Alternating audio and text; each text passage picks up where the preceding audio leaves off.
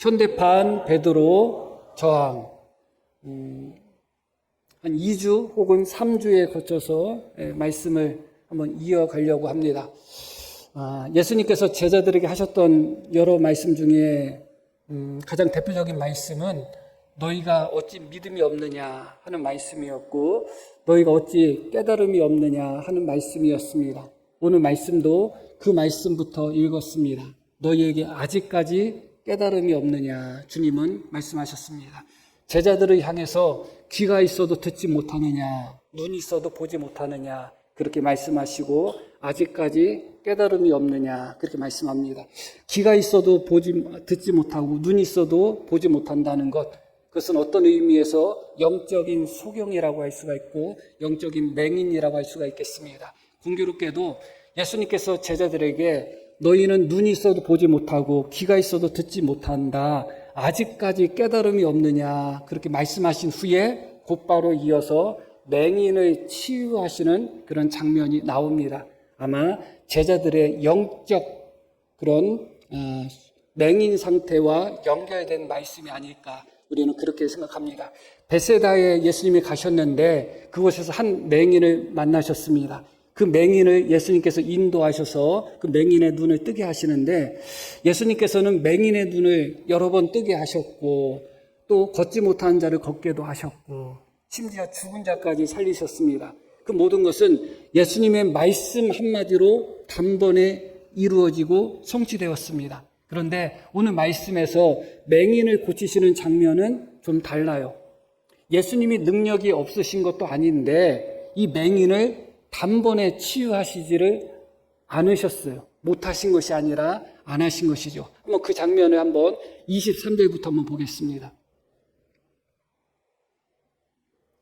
예수께서 맹인의 손을 붙잡으시고 마을 밖으로 데리고 나가사 눈에 침을 뱉으시며 그에게 안수하시고 무엇이 보이느냐 물으셨다. 일반적으로 예수님께서 치유하실 때 걷지 못한 자에게는 걸으라고 하셨고, 나병한 자에게는 깨끗함을 받으라고 하셨고, 보지 못한 자에게는 내 믿음대로 되있지어다 보일지어다 그렇게 말씀하셨죠. 그런데 이 베세다 맹인에게는 예수님이 물어보셔요. 안수하신 다음에 뭐가 보이니? 물어보시는 거예요. 조금 이것도 특이합니다. 그랬더니 이 맹인이 무엇이라고 대답하는가? 쳐다보며 이르되 사람들이 보이나이다. 여기까지는 성공한 것처럼 보입니다. 그런데 그 다음 이어지는 말씀이 사람들이 보이는데 나무 같은 것들이 걸어가는 것을 보나이다. 이렇게 이야기하는 것입니다. 분명히 사람이라는 것은 알겠는데 그 사람이 사람으로 보이지 않고 나무처럼 보이는 거예요. 나무들이 이렇게 걸어 다니는 것처럼 보인다고 할 수도 없고 안 보인다고 할 수도 없고, 이 정도면 시각장애 몇 급 정도에 해당이 되는지 모르겠어요. 아예 보이지 않던 상태에서 이만큼이라도 눈을 떴다는 것은 참 좋은 일이지만, 그럼에도 불구하고 완전히 눈을 떴다, 완전히 보인다 할 수 없는 겁니다. 사람은 사람으로 보이고 나무는 나무로 보이고 강아지는 강아지로 보여야 되는데, 사람이 나무처럼 보이면 그것은 눈을 떴어도 온전히 뜨지 못한 것이고 부분적으로 뜬 것이고 불완전한 것입니다. 이 부분이 일단 우리가 이해가 안 가는 거예요. 예수님이 능력이 없으신가? 어떻게 단번에 고치지 못하셨을까? 그런 생각이 들죠. 단번에 고치지 못하신 것이 아니다 하는 것만 우리가 아시면 되겠습니다. 이 사람은 눈을 뜨긴 뜨었지만 사람이 나무처럼 왜곡돼서 보이고 희미하게 보이고 부분적으로 그렇게 눈을 뜬 상태였습니다. 그래서 예수님께서 다시 한번 안수를 하십니다. 25절 볼게요. 이에 그 눈에 다시 안수하셨다.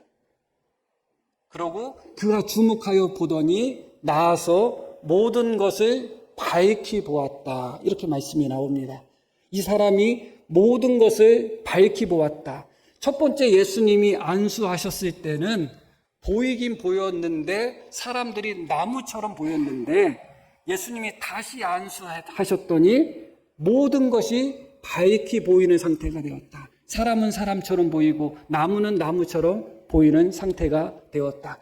여기서 밝게 본다는 것은 멀리서도 환하게 본다. 멀리서도 밝게 보인다. 그런 의미가 되는 거예요. 여기서 우리는 예수님의 두 번째 안수하심에 초점을 맞출 수밖에 없습니다.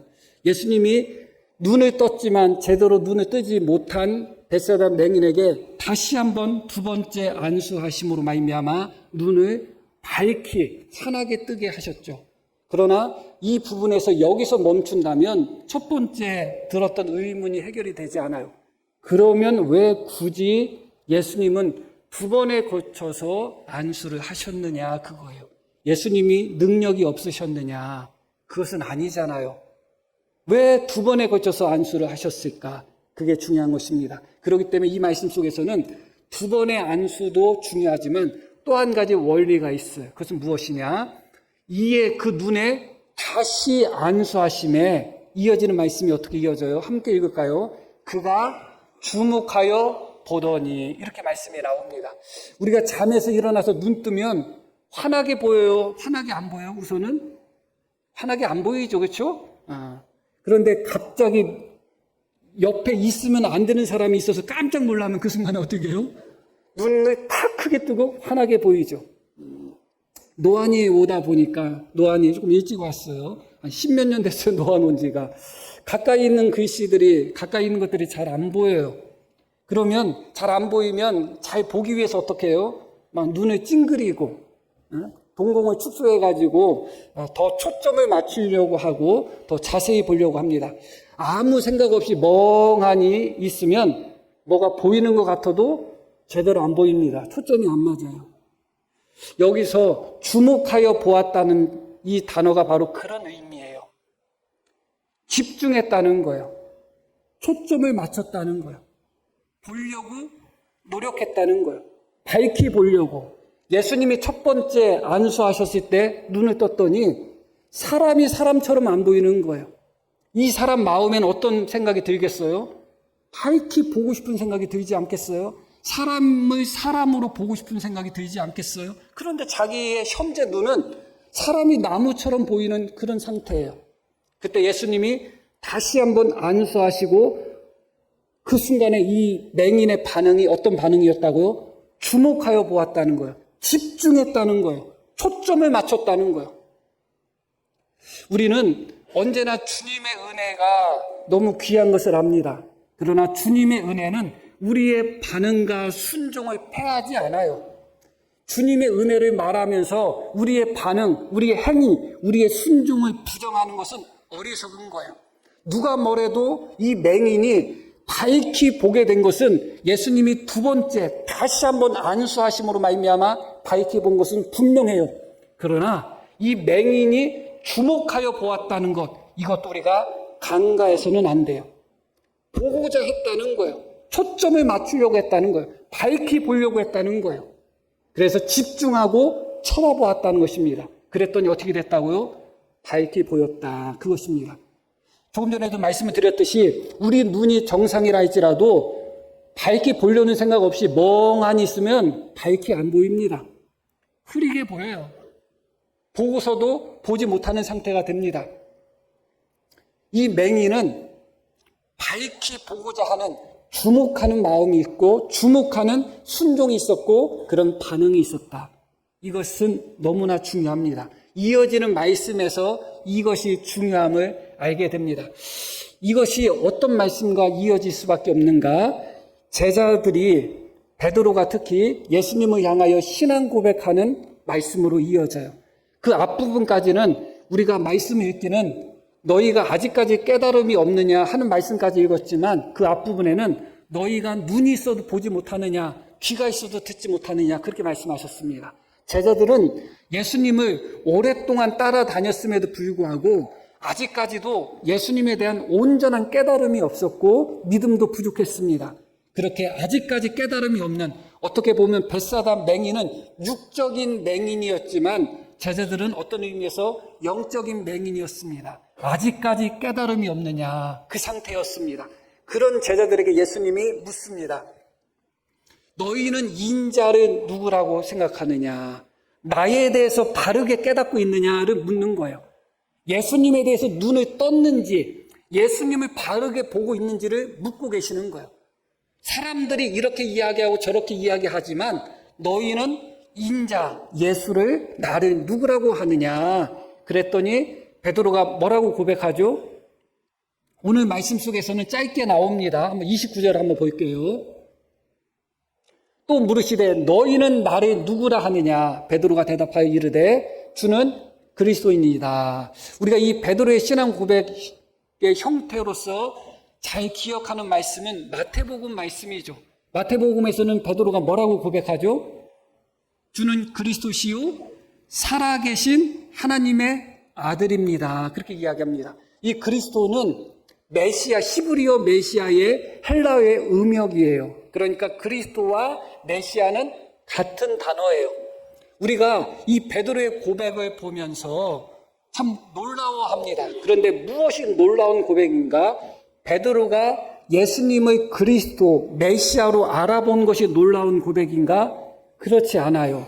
왜냐하면 베드로를 처음 예수님께 인도하고 전도했던 사람이 누군가? 안드레예요. 안드레가 요한복음에 보면 1장에 보면 베드로를 예수님께 인도하면서 뭐라고 하느냐? 우리가 메시아를 만났다 그래요. 그러니까 베드로는 처음부터 예수님이 메시아라고 생각하고 따랐던 거예요. 그게 핵심이에요. 그러면 이 고백에서는 베드로가 당신은 메시아입니다. 그리스도입니다. 이 자체가 놀라운 고백이 아니라는 거예요. 처음부터 베드로는 예수님이 메시아고 그리스도라는 것을 알고 있었다. 그러면 이 고백이 왜 놀라운가? 마가복음만 보면 우리는 이해할 수 없지만 말씀드렸듯이 마태복음을 보면 이해할 수 있는 겁니다. 예수님은 메시아인데 어떤 메시아다? 하나님 아들 메시아라는 거예요. 이게 놀라운 거예요. 지금까지 이스라엘 백성들, 랍비들, 종교 지도자들까지 포함해서 메시아는 다윗의 자손, 인간 메시아로 믿었지 하나님의 아들 메시아로 믿은 것이 아닙니다. 그러나 다윗은 예수님을 하나님의 아들 메시아로 고백한 거예요. 너무나 놀라운 것이죠. 이 베드로는 눈을 뜬 거예요? 뜨지 않은 거예요? 눈을 뜬 겁니다. 아직까지 깨달음이 없느냐 했던 제자들의 상태에서 예수님이 인간 메시아가 아니라 살아계신 하나님의 아들 메시아라는 것을 깨달았다는 것은 베드로가 눈을 떴다는 것은 분명한 것입니다. 그러나 베드로가 완전히 눈을 뜬 것인가 아니면 벳세다 맹인이 사람을 볼 때 나무처럼 본 것처럼 예수님을 바라보고 예수님을 향한 베드로의 신앙 고백이 예수님을 예수님으로 보지 않고 오해한 것이 아닌가. 온전히 뜨지 못하고 희미하게 뜨고 부분적으로 뜬 것인가. 그 부분을 우리는 명확하게 해야 돼요. 베드로의 신앙 고백은 흠잡을 수 없습니다. 틀린 부분이 없어요. 그렇다고 해서 완전한 것은 아닙니다. 베드로는 예수님이 하나님의 아들 메시아라는 것을 믿었지만 여전히 베드로 생각 속에서 변하지 않는 것은 정치적 메시아인 것입니다. 속죄의 메시아, 구원의 메시아, 십자가의 메시아가 아니라 유대인들을, 이스라엘 백성들을 그 적국인 로마의 압제로부터 해방하고 이스라엘 민족을 세계 모든 민족의 가장 중심 국가로, 가장 번영된 국가로 세울 정치적 메시아로 베드로는 알고 있었던 겁니다. 그런 의미에서 예수님이 하나님의 아들이라는 고백은 오히려 베드로가 생각하고 있었던 정치적 메시아, 승리의 메시아라는 생각에 더 공고한 그런 근거를 제공할 뿐이에요. 사람 메시아는 실패할 수도 있잖아요. 그런데 하나님 아들 메시아는 실패할 수가 없죠. 하나님의 아들이니까. 그러니까 베드로는 예수님이 하나님의 아들 메시아라는 것, 그 고백은 옳은 고백이지만 그 고백을 한 후에 그것에 대한 해석은 잘못된 거예요. 여전히 베드로 마음속에는 예수님은 메시아고 그리스도이시고 하나님의 아들이지만 정치적인 우리를 로마로부터 구원하고 우리 민족을 세계에서 가장 번영시킬 그런 메시아라고 믿었던 것이죠. 그런 믿음 속에서 예수님이 하나님의 아들 메시아라고 하면 베드로 마음속에는 훨씬 더 좋죠. 말씀드렸듯이 하나님의 아들 메시아니까 더 확실하잖아요. 인간의 메시아라면 불완전한데 하나님의 아들 메시아는 더 확실하니까 베드로는 너무너무 신이 났을 것입니다. 그런 의미에서 베드로의 지금 신앙 고백은 틀린 고백이 아니고 맞는 고백이지만 마치 벳세다 맹인이 눈을 뜨긴 뜨었지만 사람을 나무처럼 보는 것과 동일해요. 예수님을 하나님의 아들로 보기는 보았지만 그 하나님의 아들이 정치적 메시아 하나님 아들로 예수님이 사람이 나무처럼 보이는 것처럼 속죄의 메시아, 구원의 메시아가 정치의 메시아, 심판의 메시아로 보였으니 보기는 보았지만 잘못 본 거잖아요. 마치 벳세다 맹인이 사람을 나무처럼 보는 것처럼 그 정도로 본 겁니다. 베드로의 신앙 고백은 훌륭했지만 그럼에도 불구하고 부분적이었고 예수님을 온전히 보지 못하고 희미하게 보고 예수님을 오해할 수 있는 그런 신앙 고백이었다. 그렇기 때문에 이어지는 말씀이 어떻게 이어지는가? 30절 말씀 바로 이렇게 이어집니다. 이에 자기의 일을 아무에게도 말하지 말라고 경고하셨다. 이것은 일반적으로 아직 예수님이 십자가에 못 박히기 전이기 때문에 비밀로 하라. 시기가 안 됐고 때가 안 됐기 때문에 비밀로 하라. 그렇게 우리가 이해합니다. 맞는 이해예요. 그러나 그 이해뿐만 아니라 베드로가 예수님을 향한 그 고백이 온전한 고백이 아니었기 때문에 그래요. 오해한 고백, 예수님을 정치적 메시아로 오해한 고백으로서 그 상태에서 사람들에게 예수님은 메시아고 하나님의 아들이야. 그런데 하나님의 아들이기 때문에 우리 민족을 로마로부터 더 잘 해방하고 우리를 더 잘 살게 만들 것이고 우리나라를 더 부강한 나라로 만드실 거야. 그렇게 말하고 다니면 어떻게 되겠어요? 예수님은 속죄의 메시아고 고난의 메시아고 십자가의 메시아인데, 그러니까 예수님은 베드로가 신앙 고백을 하자마자 어떻게 하셨다고요? 아무에게도 아무 말도 하지 말라. 침묵 명령을 내리셨어요. 그러고 사람을 보는데 나무처럼 희미하게 보는 그 벳세다 맹인에게 다시 한번 안수하신 것처럼 지금 베드로는 예수님을 보되 속죄의 메시아를 보지 않고 정치적인 메시아로 잘못 보고 있기 때문에 예수님은 베드로에게 다시 한번 안수를 하시는 겁니다. 다시 한번 예수님이 베드로의 시각을 교정시키는 거예요. 그 말씀이 이어지는 말씀에 나옵니다. 한번 볼게요. 31절. 인자가 많은 고난을 받고, 이것이 바로 벳세다 맹인에게 있어서는 두 번째 안수예요. 무엇이 보이느냐? 사람이 보입니다. 그런데 나무처럼 다녀요? 이건 잘못된 거잖아요. 다시 안수하신 거예요. 그랬더니 주목하고 봐서 밝히 보였다. 너는 인자를 누구라고 하느냐? 하나님의 아들 메시아입니다. 그런데 그 하나님의 아들 메시아는 어떤 메시아라고 생각했다고요, 베드로? 정치적인 메시아, 심판의 메시아라고 생각한 거예요. 잘못 보고 있는 거예요. 그래서 예수님이 아니야. 인자는 내가 생각하는 것 같은 그런 정치적 메시아가 아니라 인자는 많은 고난을 받고 장로들과 대제사장들과 서기관들에게 버림받아 죽임을 당하고 사흘 만에 살아나야 할 것을 비로소 그들에게 가르쳤다. 아니다. 내가 생각하는 것이 틀렸다. 인자는 고난을 받을 것이고 버림을 받을 것이고 죽을 것이고 부활할 것이다. 그게 바로 하나님의 아들 메시아다. 예수님은 베드로의 눈을 다시 한번 안수하시는 겁니다. 예수님에 대한 올바른 깨달음과 고백을 갖도록 하신 것입니다. 벳세다 맹인은 예수님이 다시 한번 안수하셨을 때 어떤 반응을 보였어요? 주목했죠. 주목했다는 것은 밝히 보기를 원했다는 거예요. 밝히 보기를 원해서 집중하고 초점을 맞추고 능동적으로 보려는 행동을 했다는 겁니다. 그러면 베드로도 마찬가지예요. 자기는 지금까지 예수님이 정치적 메시아고 그 정치적인 메시아가 하나님의 아들이기 때문에 더 좋다고 생각했는데 알고 봤더니 예수님이 너 잘못 보고 있는 거야. 너는 지금 사람을 나무처럼 보고 있는 거야. 하면서 예수님이 어떤 메시아인지를 말씀해 주셨습니다. 이건 두 번째 안수하신 것과 동일해요. 그러면 어떻게 해야 돼요? 베드로는 예수님을 더 다르게 보려고 해야 돼요. 내가 보고 있던 예수님이 아니라 내가 생각했던 예수님과 다르다 할지라도 예수님이 말씀하신 대로 집중해서 바르게 보려고 해야 돼요. 주목해서 보려고 해야 돼요. 이어지는 말씀 볼게요. 그런데 그렇지 않았어요. 드러내놓고 이 말씀을 하시니 함께 읽겠습니다. 베드로가 예수님을 붙들고 항변했다. 주님의 말씀을 듣고 내가 잘못 보고 있구나, 내가 잘못 생각하고 있구나 하면서 주님의 교정된 그 말씀에 내 시력을 집중하고 내 생각을 집중하고 내 마음을 집중해서 바르게 보려고 해야 되는데 도리어 베드로는 예수님을 붙들고 항변했다. 저항했다는 거예요. 받아들이지 않았다는 거예요.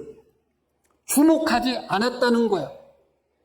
맹인이 보려고 주목한 것처럼, 밝히 보려고 주목한 것처럼 주목하지 않고 도리어 예수님을 향하여 항변하고 저항을 했다는 것입니다. 그러면 깨달아질까요? 깨달아지지 않습니다.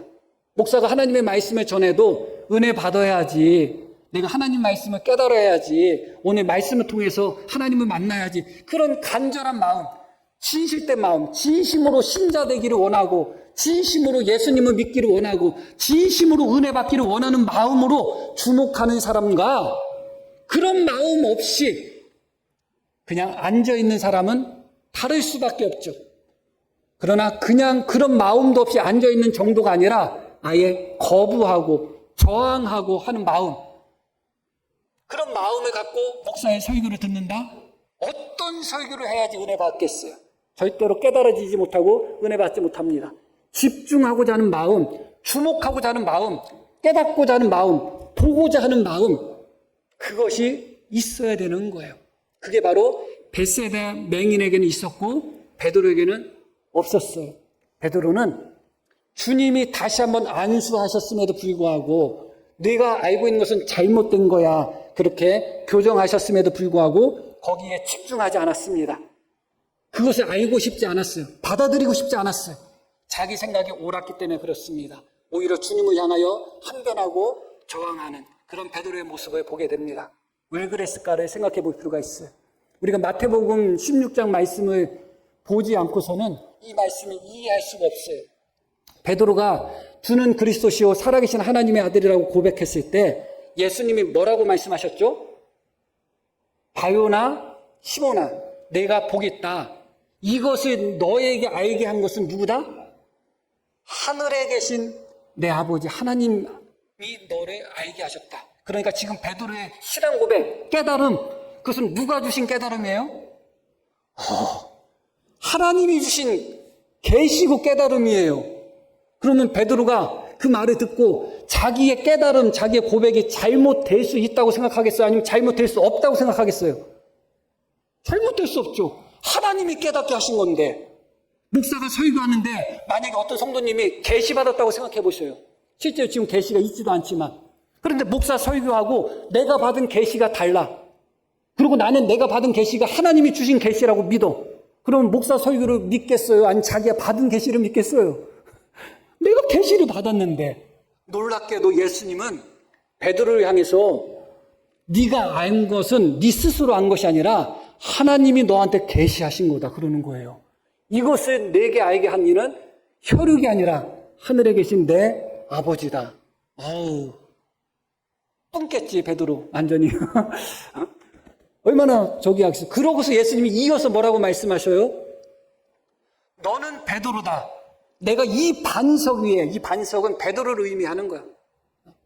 개혁주의 또 기독교에서는 다르게 해석하지만 본문은 개혁적이 베드로를 의미하는 것이 맞아요.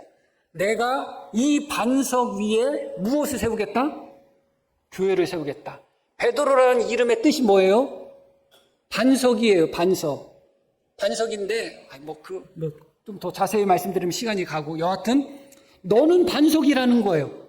그리고 내가 이 반석 위에 교회를 세우겠다는 거예요. 많은 이들이 너는 반석이라고 이야기하고 내가 이 반석이라고 할 때 그 두 반석이 다른 단어라고 이야기해요. 왜 다르냐? 하나는 여성형이고 하나는 남성형이기 때문에 그래요. 반석이, 바위라는 자체가 기본적으로 여성형이에요.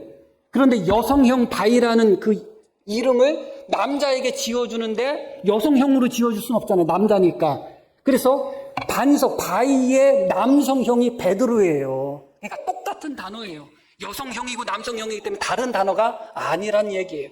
다시 말씀드리면 너는 반석이라고 이야기하는 거예요. 베드로에게. 내가 예수님을 고백한 것? 그것은 하나님이 나한테 주신 계시고 나는 반석이야. 흔들리지 않는 반석이야. 틀릴 수 없는 반석이야. 무너질 수 없는 반석이야. 그게 반석이잖아요. 그리고 심지어 이 반석 위에 내가 교회를 세울 것이다. 음부의 권세, 사탄의 권세도 흔들 수 없고 죽음의 권세도 흔들 수 없다고 이야기한 거예요. 베드로는 자기가 틀렸다고 생각할 수 있을까요? 틀렸다고 생각할 수 없어요. 자기는 하나님의 계시를 받은 사람이고 자기는 반석과 같은 존재이기 때문에 자기가 생각하고 있는 것은 틀릴 수가 없는 거예요. 오히려 틀리면 예수님이 틀린 것이죠. 우리는 삼위일체 하나님을 믿습니다. 그럼 이때 당시에 베드로가 주는 그리스도시요 살아계신 하나님의 아들이라고 고백할 때 예수님을 삼위일체 하나님으로 고백한 건가요? 아직은 아니에요. 그러니까 베드로가 예수님을 하나님의 아들로 고백하긴 했지만 베드로 마음속에는 아버지 하나님이 더 높고 크신 분이고 아들 예수님은 밑에 있는 분이에요. 그런데 베드로는 누구의 계시를 받은 거예요? 아버지 계시를 받은 거예요. 진짜 배기. 진짜 하나님 계시를 받은 거예요. 그러니 누가 틀릴 수도 있다고 생각할 수 있겠어요? 내가 틀린다고 생각하지 않겠죠. 내가 틀렸다고 생각하면 받아들입니다. 그러나 내가 옳고 네가 틀렸다고 생각하면 받아들일 수가 없는 거예요. 예수님의 말씀이 옳다고 생각하면 주목하고 받아들이려고 했겠죠. 그러나 예수님이 옳지 않고 내가 옳아. 나는 하나님께 직접 계시를 받은 사람이고 나는 반석과 같은 사람이기 때문에 그런 거예요. 더 중요한 부분이 있어요. 오늘 베드로가 예수님을 향해서 했던 그런 이야기입니다. 다시 한번 볼게요. 32절 한번 봅니다. 드러내놓고 이 말씀을 하시니 베드로가 예수님을 붙들고 무엇을 했다? 항변했다고 나와요. 33절 볼게요. 예수께서 돌이키사 제자들을 보시며 베드로를 함께 읽겠습니다. 꾸짖었다. 이 꾸짖었다는 단어와 32절에 나와 있는 항변했다는 단어가 다른 단어가 아니에요. 같은 단어예요. 책망했다는 단어예요. 꾸짖었다는 단어예요. 그러니까 베드로는 지금 누구를 꾸짖고 있는 거예요? 예수님을 꾸짖는 거예요. 이 꾸짖는다, 책망한다의 전제는 뭐냐면 네가 틀렸고 내가 맞았다는 거예요. 교정이 전제가 되는 거예요. 너는 잘못 알고 있어. 너는 잘못했어. 그러면 안 돼. 그게 책망이고 그게 꾸짖음이에요. 예수님이 베드로를 향해서 꾸짖은다는 그 단어와 베드로가 예수님을 향하여 항변했다는 단어가 똑같은 단어예요. 만약에 베드로가 단지 자기의 기대가 붕괴되어서 나는 예수님이 정치적인 메시아인지 알고 있었고 정치적 메시아로서 이 민족을 독립시켜야지 나도 높은 자리, 예수님 다음으로 높은 자리에 앉을 텐데 예수님이 죽으신다고 하니까 내 계획이 물거품되네 하면서 자기의 기대가 붕괴돼서 예수님한테 이런 반응을 보였다? 그것만으로는 설명할 수가 없어요. 만약에 자기 기대가 붕괴돼서 이런 반응을 보였다면 예수님을 향하여 책망하지 않죠. 무엇을 해야 돼요? 설득하겠죠. 주님 그러지 마세요. 왜 주님이 죽어요? 하나님의 아들이신데 그러면 안 돼요. 그런데 베드로는 예수님을 향하여 설득하지 않았어요. 무엇을 했다고요? 책망했다는 거예요. 책망했다는 것은 나는 맞고 당신은 틀렸다는 거예요. 그러니 예수님의 말씀에 주목할 수 있어요? 내가 맞는데 어떻게 예수님의 말씀을 받아들일 수가 있어요? 내가 맞는데 나는 하나님께 직접 계시를 받았는데 나는 반석인데 하나님의 아들이 할지라도 나는 아버지 하나님께 계시를 받은 사람인데 내가 옳죠. 그러니까 주님께서 다시 한번 안수하셨음에도 불구하고 다시 한번 깨닫게 하심에도 불구하고 베드로는 거기에 집중하지 않았습니다. 받아들일 생각을 안 했습니다. 목사가 설교를 하는데 우리 성도님이 아이고 저 목사 성경 해석 잘못한 거야. 그런 마음을 갖고 설교를 들으면 목사 설교가 받아들여질까요? 물론 목사가 설교할 때 하나님의 말씀을 잘못 해석할 수도 있어요. 잘못 해석한 것을 아멘으로 받는 거 그거 좋은 얘기 아니에요. 잘못된 거예요. 그러나 오늘 말씀의 핵심은 뭐예요? 예수님이 틀린 게 아니잖아요. 예수님이 맞았잖아요. 그런데 베드로는 자기가 맞았다고 생각하는 거예요. 자기가 옳다고 생각하는 거예요. 자기는 하나님 계시를 받았다고 생각하는 거예요. 그래서 도리어 예수님의 말씀에 집중하지 않고 주목하지 않고 받아들이려고 하지 않고 도리어 예수님을 교정하려고 합니다. 예수님을 도리어 책망하고 항변합니다. 그리 마옵소서. 그런 일이 어찌 있습니까? 당신은 하나님의 아들인데 왜 죽습니까? 바보 같은 소리 하네요. 사람이나 죽는 거지 하나님의 아들이 왜 죽습니까? 당신은 하나님의 아들인데 왜 고난당하고 왜 하나님의 아들이 왜 사람들에게 버림을 당합니까? 당신은 몰라서 하는 소리입니다. 아버지 하나님이 나한테 당신이 하나님의 아들이라고 말씀해 주셨고 하나님의 아들은 고난당하거나 실패하거나 죽을 수 없습니다. 그런 소리 하지 마십시오 하면서 도리어 베드로는 예수님을 꾸짖고 책망하고 교정하려고 하고 있는 거예요. 이게 가장 무서운 거예요. 벳사다 맹인과 베드로의 가장 큰 차이점이 뭐냐? 벳사다 맹인은 자기가 보기는 보지만 잘못 보고 있다는 것을 알았어요. 사람을 사람처럼 봐야 되는데 사람이 나무처럼 보는 것은 내가 잘못 보고 있는 거구나. 제대로 안 보이는구나를 알았어요. 그래서 벳사다 맹인은 밝히 보기를 원했어요. 그러나 베드로는 달라요. 자기가 잘못 깨달았다는 생각을 안 갖고 있어요. 하나님이 주신 계시고 반석과 같은 사람이기 때문에 내가 잘못 보고 있다는 생각을 안 하는 거예요. 그래서 어리석은 사람의 신념이 그래서 무서운 거예요. 그래서 무서운 거예요. 어리석은 깨달음 속에서 자기의 깨달음이 옳다고 생각하면서 굳은 신념을 가지면 답이 없어요. 답이 없어요. 끝까지 밀어붙이는 거예요. 끝까지 밀어붙이는 거예요. 다른 사람의 의견에 주목하지를 않아요. 받아들일 생각이 없어요. 내가 옳기 때문에 그래요. 정말 내가 옳아도 그런 반응은 좋지 않은데 베드로처럼 사람을 나무처럼 보는 희미한 정도로 구원의 예수님, 속죄의 예수님을 정치적 예수님, 혁명의 예수님으로 잘못 보고 있으면서도 자기가 옳게 보고 있다고 생각하는 거예요. 그러니까 집중할 마음이 없죠. 예수님 말씀에 귀를 기울일 마음이 없어요. 내가 옳기 때문에 그래요. 내가 맞기 때문에 그래요. 내가 정확하게 보고 있기 때문에 그렇습니다. 그게 바로 벳사다 맹인과 베드로의 가장 큰 차이점이었습니다. 결론적인 부분을 우리가 한번 살펴보려고 합니다. 이어지는 말씀 한번 보겠습니다. 예수님이 뭐라고 말씀하시는가? 베드로를 향하여 사탄아 내게로 물러가라 이렇게 이야기했습니다. 베드로가 예수님께 사탄의 소리를 들은 적은 이번이 처음입니다. 그리고 마태복음에는 이 부분에 무엇이 첨가되어 있는가? 너는 나를 넘어지게 하는 자다. 그 말씀이 첨가되어 있어요. 지금 베드로는 예수님을 향하여 무슨 노릇을 하고 있는 거예요? 사탄 노릇을 하고 있는 거예요. 그런데 왜 사탄 노릇을 했는가? 하나님이 주신 그 깨달음, 주는 그리스도시요 살아계신 하나님의 아들이라는 그 깨달음을 얻고서 사탄 노릇을 하고 있는 거예요.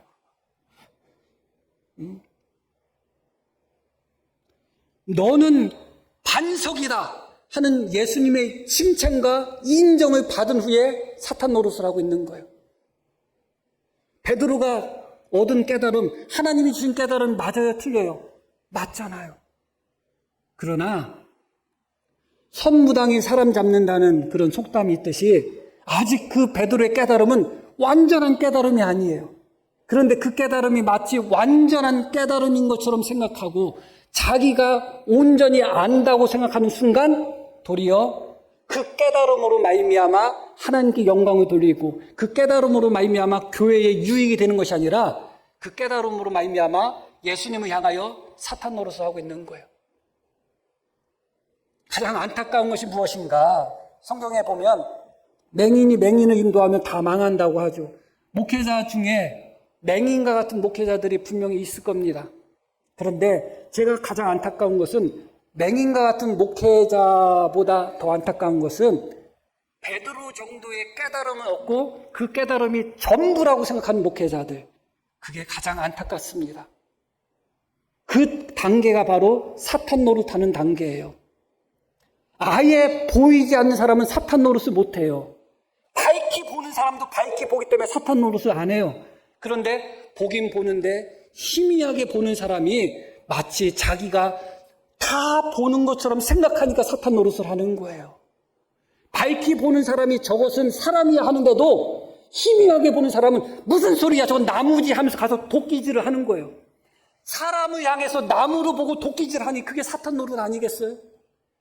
그게 가장 무서운 거예요. 성도님들도 마찬가지예요. 아예 성경을 모르는 분들, 그런 분들은 잘했다는 얘기가 아니에요. 좋다는 얘기가 아니에요. 그러나 크게 문제를 안 일으켜요. 뭔가 좀 남들보다 좀 안다고 하는 분들, 남들보다 조금 성경을 안다 하는 분들이 그때부터 오히려 문제를 일으키는 경우가 많습니다. 이게 너무나 큰 아이러니예요. 하나님이 주신 계시가 맞아요. 베드로의 깨달음. 베드로는 반석과 같은 존재는 맞아요. 그러나 아직은 그가 보는 것은 희미하게 보는 것이고 부분적인 거예요. 그러나 자기가 보는 것이 희미하다고 생각하지 않고 완전하다고 하고 자기가 깨달은 게 전부라고 생각하니까 희미하게 보는 상태에서도 그게 전부라고 생각하는 교만 속에서 행동을 하니 결국은 주님을 향하여 사탄 노릇을 하는 것입니다. 정치적 메시아는 구원을 가져다 줄 수 없습니다. 베드로가 예수님에 대한 깨달음, 하나님 아들이라는 깨달음은 너무나 귀하고 소중한 깨달음이에요. 그런데 그 깨달음으로 말미암아 도리어 베드로는 예수님이 고난의 주님, 속죄의 주님, 십자가의 주님이라는 것을 깨닫는 데 있어서 장애가 되고 있는 거예요. 하나님의 아들인데 왜 고난당하셔? 하나님의 아들인데 왜 죽어? 하나님의 아들인데 왜 십자가에 달려? 오히려 이 깨달음이 예수님을 바르게 보는 데 있어서 오히려 걸림돌이 되고 있다. 이게 신앙의 아이러니예요. 때로는 내가 깨달은 것이 정말 귀하고 소중한 것이지만 그게 희미한 깨달음이라는 것을 깨닫지 못하고 그게 전부라고 생각하면 거기에 갇혀버립니다. 거기에 갇혀서 새로운 깨달음을 거부하는 거예요. 확실한 깨달음을 거부하고 분명한 깨달음을 거부하면서 내 것이 전부라는 생각 속에서 살아가는 거예요. 그러면 스스로를 향하여 주님으로 나가는 길을 막는 것이고 다른 사람을 향해서는 마치 베드로가 했던 것처럼 사탄 노릇을 하고 있는 것입니다. 이것은 우리와도 관계없는 이야기가 아닐 줄 압니다. 자, 이 말씀 마지막으로 읽고 마칩니다. 함께 읽습니다. 만일 누구든지 무엇을 아는 줄로 생각하면 아직도 마땅히 알 것을 알지 못하는 것이요. 이 깨달음이 없다면 우리의 부분적이고 희미한 깨달음이 전부라고 생각하는 그 교만함 속에서 진짜 깨달아야 되는 것들을 깨닫지 못하는 베드로가 저항하고 항변한 것처럼 그런 모습이 우리 속에 나타날 수밖에 없습니다. 언제나 우리가 이 말씀을 기억하며 더 알고자 원하고 더 은혜 받고자 원하고 더 깨닫고자 원하는 마음속으로 언제나 더 집중하시고 더 간절한 마음을 가지시고 더 열린 마음을 가지시고 하나님의 말씀을 대하는 우리 모두가 되기를 축복합니다. 자, 우리 들으신 말씀 기억하며 함께 기도하겠습니다.